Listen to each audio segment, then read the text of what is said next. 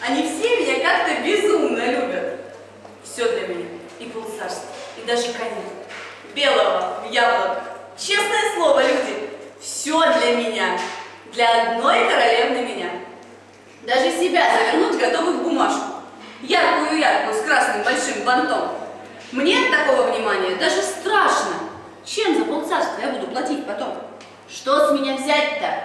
Да хороша, я не спорю. Но коль обидят, так я ж могу и придушить. Да, и еще. Ведь они со мной хапнут горе. Я не змеяна им, что ли, чтобы меня смешить.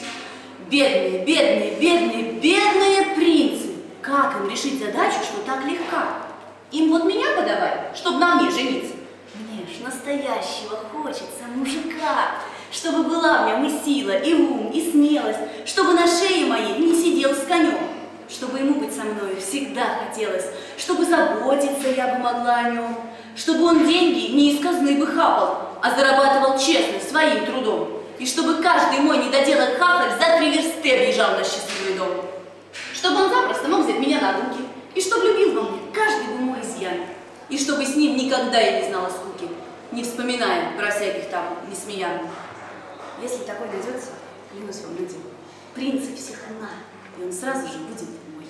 Правда, наверное, он меня долго будет в чувство еще приводить от любви такой.